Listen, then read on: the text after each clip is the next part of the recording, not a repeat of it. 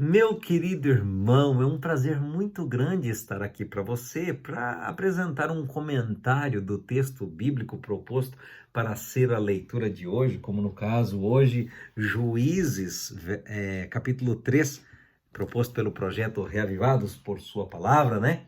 E eu trago aqui para você o comentário que eu aprendi da Bíblia Nova Reforma, 500 anos, estudo e referência, onde nos diz que, conforme os versos 1 a 6, Deus deixou algumas nações cananeias para pôr à prova todos os israelitas. De acordo com um axioma da filosofia, o desenvolvimento do caráter requer provas difíceis.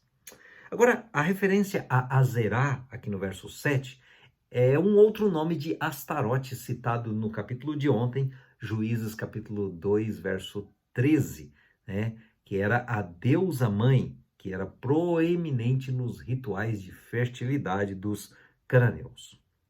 Agora, a história de Otoniel, vista aqui nos versos 7 a 11, ela é vaga e parece não estar bem contextualizada só do ponto de vista textual e não do ponto de vista inspirado, certo? Porque parece que ela ficaria melhor ali no capítulo 1, versos 12 e 13, né? Mas nesse caso, Otoniel era um irmão mais jovem de Calebe, que já antes da opressão do rei da Mesopotâmia, tinha ganhado certa notoriedade. Você pode ver isso em Josué 15:17 e em Juízes capítulo 1, verso 13. Com a opressão do rei oriental, esse parente do grande herói do êxodo no deserto se colocou diante do povo e o livrou de seus inimigos. É o que nós vamos aprender da Bíblia. O termo Mesopotâmia, citado no verso 8 de Juízes 3, é Arã Naaraim, a região em torno de Arã, que é a Síria.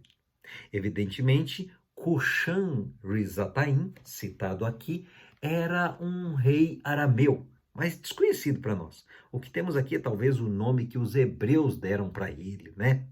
A segunda parte do nome, no hebraico Risataim, significa dupla iniquidade.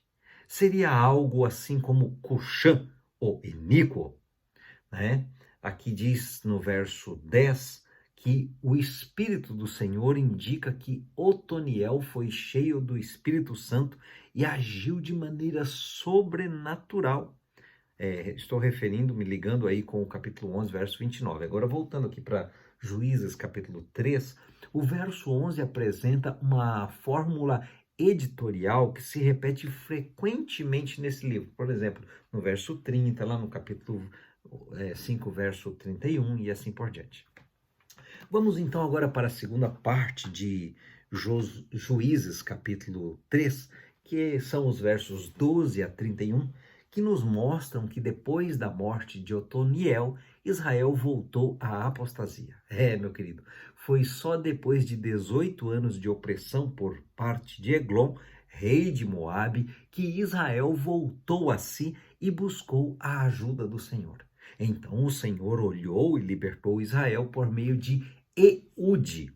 O povo, principalmente a tribo de Benjamim, quando foi escravizado pelos moabitas, foi liberto por esse líder benjamita, que era canhoto. Moabe era a região imediatamente ao leste do Mar Morto.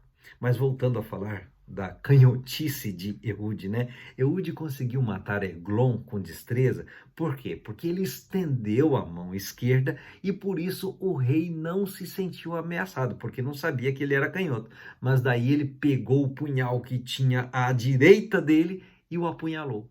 Agora, no verso 27, nós vemos que Eude tocou a trombeta para convocar o povo desde a região montanhosa de Efraim, onde havia se escondido por temor aos moabitas, até onde ele estava.